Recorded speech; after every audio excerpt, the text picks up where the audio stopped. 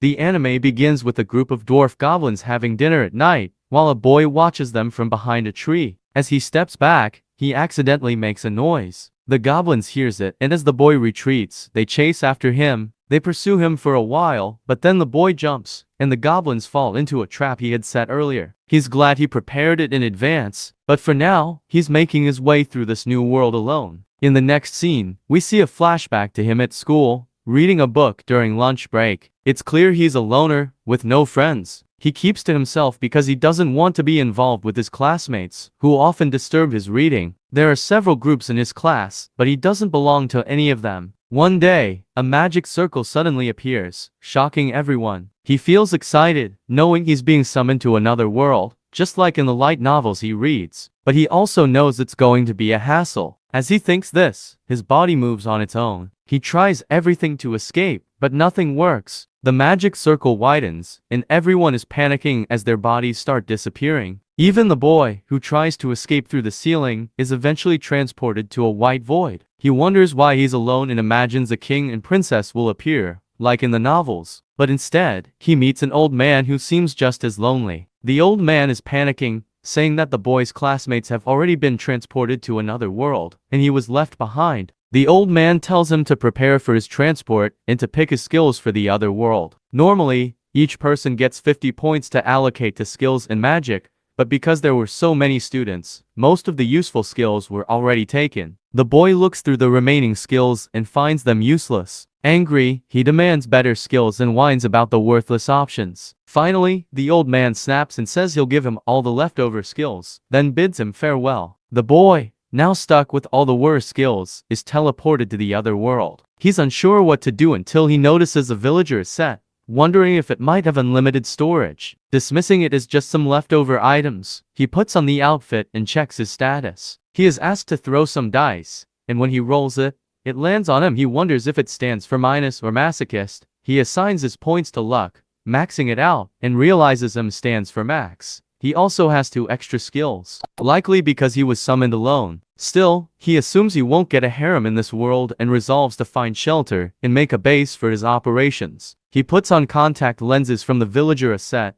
which grant him appraisal skills, allowing him to identify everything, from fruits to poisons. He finds an edible mushroom and stores it in the bag he had previously complained about. He heads to a river, drinking water from the same bag. He finds a cave and makes it his base. Using his temperature magic, he starts a fire to keep monsters away. As the night passes, his temperature magic levels up, unlocking fire magic. The next morning, he wakes up in a good mood, but is hungry. He prepares a breakfast of mushrooms and beef using the pan and knife from the villager asset. His next plan is to secure more food and take safety measures. But monsters are a problem. That's when he detects a presence. It's the dwarf goblins again. Despite their small size, their stats are high. He prepares a stick, wraps it in magic, and jumps to hit one on the head, tossing it aside. Another goblin attacks, but he defeats it with magic. After surviving his first battle, he returns to the cave, proud of himself. Checking his stats, he's pleased to see that he's leveled up and that many of his useful skills have doubled. However, he's growing tired of eating mushrooms and wants meat, though he knows he needs to enhance his skills first. The next morning, he leaves to practice magic. He's determined to find meat but struggles, realizing he needs more magic training. He infuses magic into his body and jumps, feeling lighter as his dexterity improves. Now, even stronger goblins are no match for him. He's confident he could take on 3 at once, but when he actually encounters them, he gets scared and returns to his base to test other skills.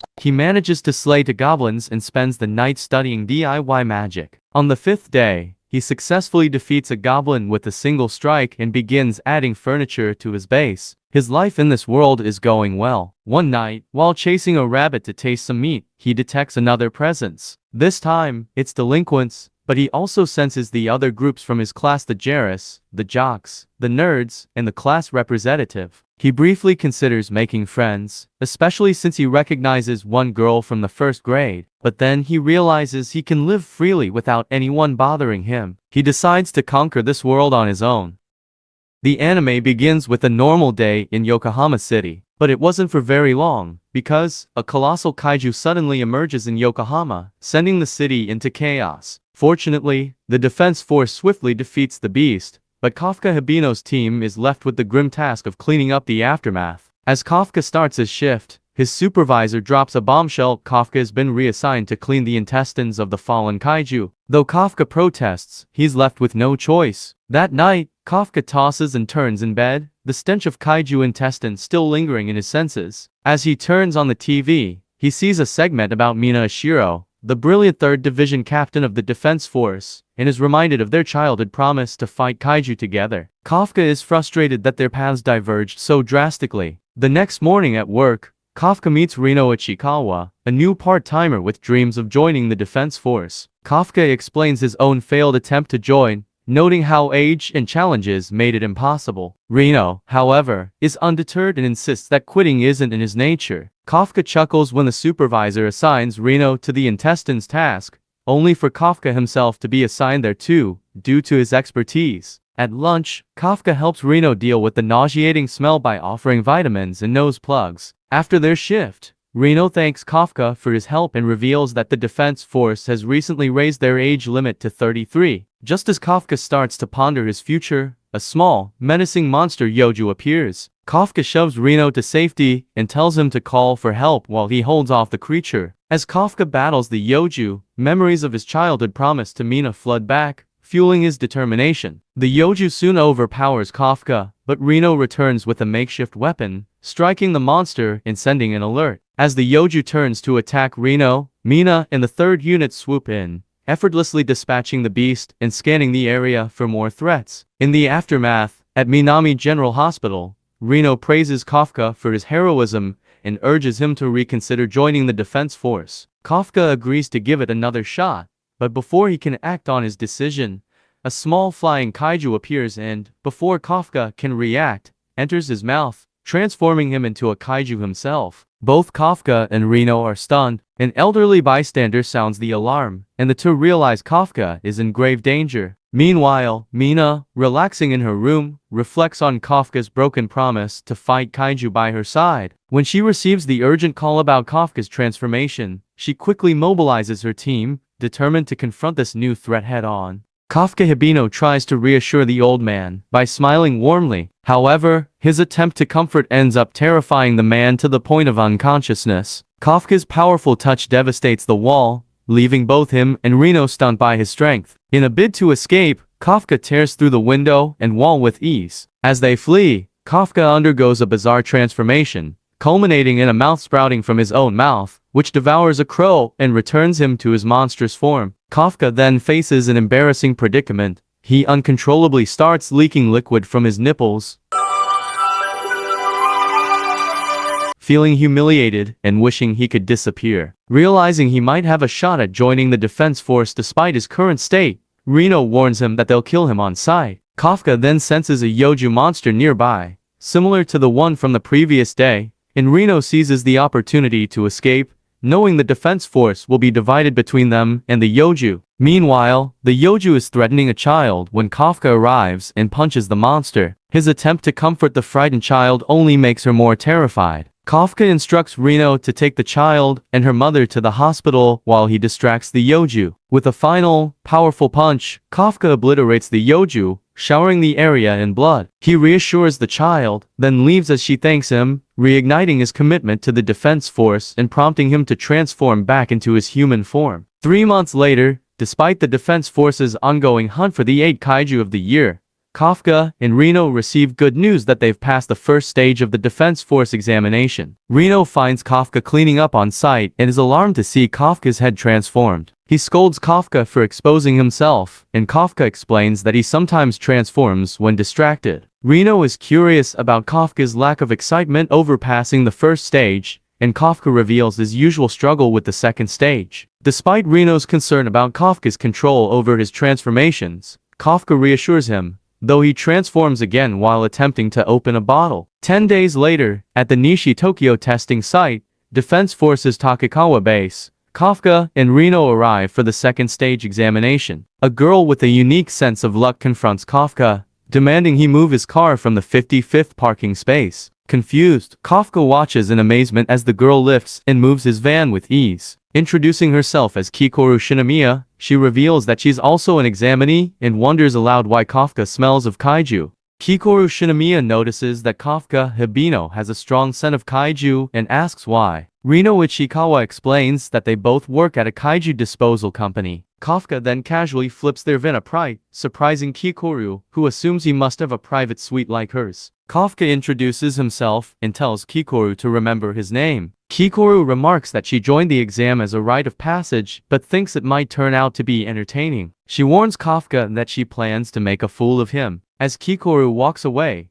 Rino angrily scolds Kafka for using his powers, while Kafka tries to defend himself, saying he only transformed parts of his body that she couldn't see. Rino informs Kafka that the second stage of the exam includes 2 tests: fitness and aptitude. Since the aptitude test is unpredictable and changes every year, they need to focus on earning points in the fitness test. However, Kafka struggles to keep up and ends up ranking 219th out of 225 participants. Kikoru quickly takes the opportunity to mock him. Rino, puzzled, asks why Kafka didn't use his powers. Kafka admits that he didn't want to be unfair to the others, but now regrets not using them. Soshiro Hoshina hands Mina Ashiro the list of exam candidates, assuming she won't be interested since her focus is on killing kaiju. However, when she spots Kafka's file, she unexpectedly decides to hear Soshiro out, surprising him. Soshiro begins discussing the standout candidates, while Rino also talks about them. They highlight the top 3 performers in the fitness exam: Haruichi Izumo, Iharu Furuwashi, and Aoi Kaguraji, and note how well prepared they are. Rino adds that these 3, along with a few others, can be considered elites, but the best among them is Kikoru. Haruichi, Iharu, and Aoi also keep an eye on her. Kikoru then approaches Kafka again,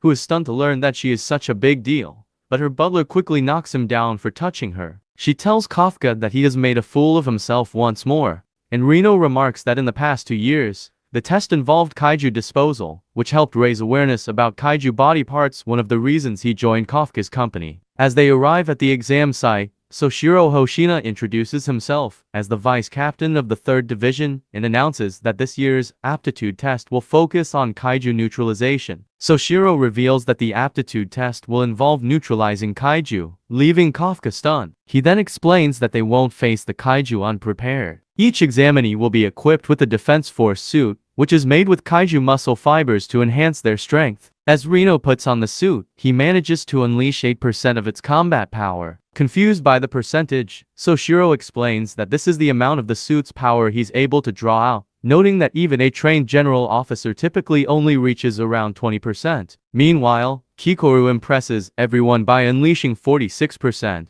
while Haruichi reaches 18%, Aoi 15%, and Iharu 14%. Soshiro and the others are surprised to see so many candidates exceeding 10%. Soshiro remarks that anyone above 0% will pass and adds that he's never seen anyone score 0. However, when Kafka tries, he only unleashes 0%, causing Soshiro to burst out laughing. Soshiro begins the exam by explaining that they have position 36 Honju and Yoju monsters throughout the area. Each examinee will be accompanied by an auto-tracking drone that will monitor their performance. If their life is in danger, the drone will activate the suit's shield, but doing so will result in automatic failure. As the test begins, Soshiro adds that Mina Ashiro will also be overseeing this final exam as a proctor. Kafka wonders why the exam relies on drones to monitor each participant, thinking that if the test were simply about counting how many kaiju they could kill, sensors would suffice. He realizes that the examiners are also assessing how the candidates take action and adapt their abilities. Aware of his own lack of offensive power, Kafka decides that providing backup would be the best approach. When he spots a Yoju, he uses his knowledge from working in kaiju disposal, deploying a stun grenade to exploit the creature's hyper-developed sense of hearing. He then advises the other examinees to target the Yoju's weak spot, its stomach. Things start to go smoothly, but suddenly, another Yoju appears from the side and grabs Kafka. Kafka gets attacked and injured by a Yoju. As the Yoju prepares to kill him and Soshiro to deploy his shield, Kikoru comes and kills the Yoju. She tells Kafka that no one is allowed to die or drop out on her battlefield, and that she intends to finish this exam in a moment. Kikoru then continues killing kaiju after kaiju. Soshiro contacts Kafka, informing him that he suffers multiple fractures and internal damage, and recommends he drops out, but Kafka stands up wanting to continue. Rino Ichikawa promises Kafka Hibino his unwavering support, and when Kafka jokingly asks to be carried, the two draw some bemused looks from those around them. Despite the laughter, they press on, determined to back up Kikoru Shinomiya. However,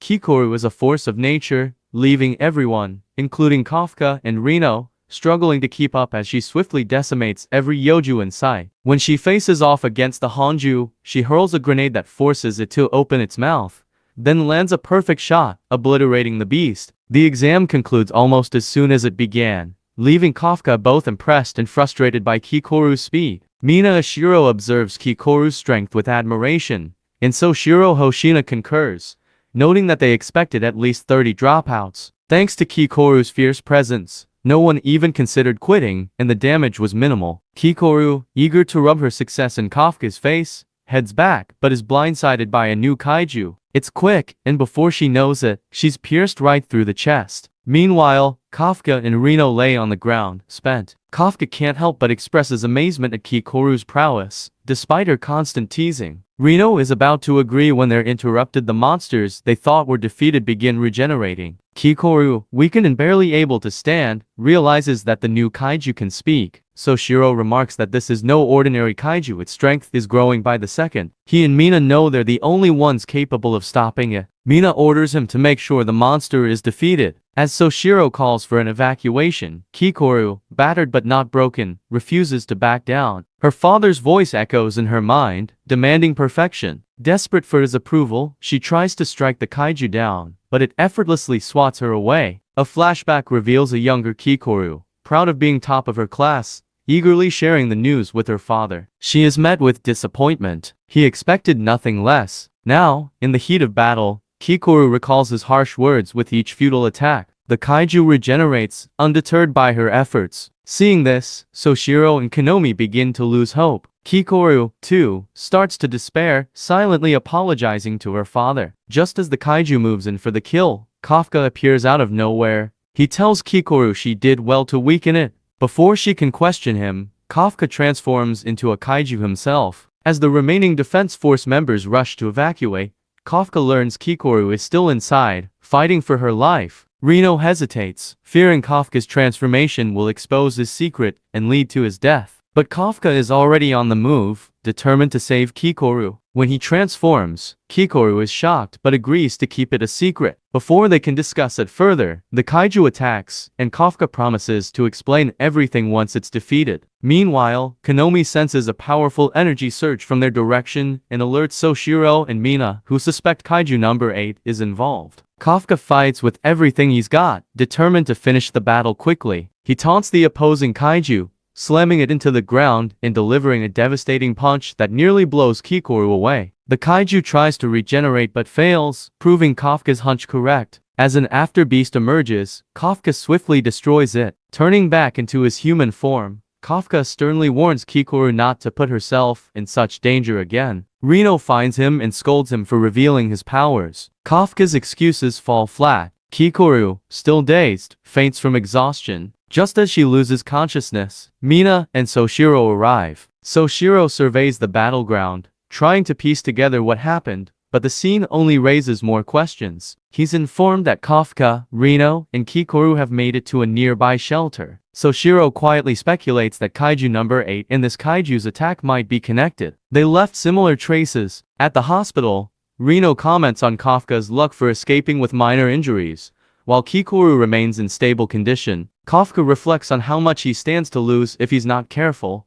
but admits his passion sometimes blinds him to the risks. He thanks Rino for his support, unaware that Mina has overheard their conversation. She steps in, startling them both, and thanks Kafka for saving Kikoru. Kafka hesitates, wanting to say more, but resolves to speak only after earning his place in the troupe. That night, kaiju number 9 watches the news, enraged that his kaiju failed to kill anyone. He can't believe Mina could be that strong. A call snaps him back to reality, scolding him to stay focused. He transforms into his human guise, a worker for Monster Sweeper Inc., but his disguise falters, revealing the monstrous power lurking beneath. Kafka Hibino owes a lot to Rino Ichikawa, who pushed him to complete his exams. Rino's faith in Kafka's newfound reliability however, is short-lived. The very next day, Kafka is a bundle of nerves, hesitating to open his test results. As he inches closer to unveiling his fate, his mind drifts to a hopeful vision, he and Mina Ashiro fighting side by side in the defense force. But reality kicks in when Mina appoints Kikoru Shinomiya as an official member of the defense force, acknowledging her achievement. Although Kikoru should be proud, she feels a pang of guilt. Kafka, after all, saved her, yet he didn't pass. Adding to her confusion is the fact that Kafka is a kaiju. Just as these thoughts swirl in Kikoru's mind, Kafka arrives late, apologizing awkwardly. Mina's thoughts flash back to the Defense Force's meeting when they reviewed Kafka's scores. Despite his poor performance, she hesitated to fail him,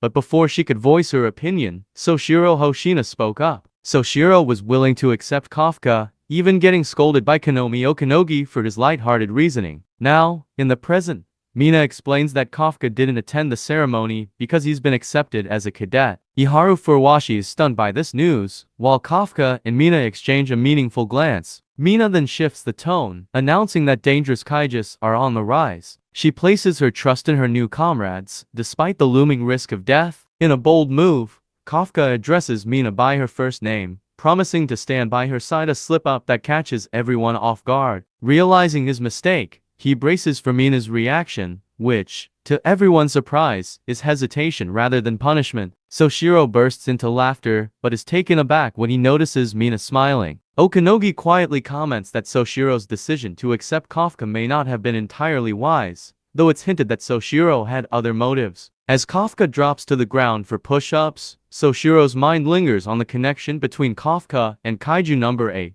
determined to uncover the truth. 2 months pass, and the new Defense Force members are deep into their training. Reno's shooting skills have improved, with his released force now at 18%. Soshiro watches, impressed by Reno's progress. Meanwhile, Iharu, always competitive, is pleased to outdo Reno with the 20% released force, but their rivalry is quickly overshadowed by Kikoru. Kikoru effortlessly achieves a staggering 55%. Her smug remark only fuels Reno and Iharu's frustration. Haruichi and Aoi's rivalry is also heating up, with Aoi finally catching up to Haruichi's force. Amidst this fierce competition, Kafka celebrates his own tiny victory. His released force has inched up from 0 to 1%. Though he's thrilled, Kikoru remains unimpressed. Soshiro, blunt as ever, warns Kafka that with such a low score, he could be fired within 3 months. Soshiro orders them to round the perimeter. Everyone takes the bath and Kafka is exhausted. Furuwashi flexes his muscles, and Kafka also tries to do the same. But he loses control over his breath and his belly pops out. Everyone bursts into laughter. Next, we see Mina drinking some yummy liquid when Kikoru arrives with her friends. Kikoru praises her and asks how she got those mommy muscles. Mina then shows her the basics. Back at the boys' pool,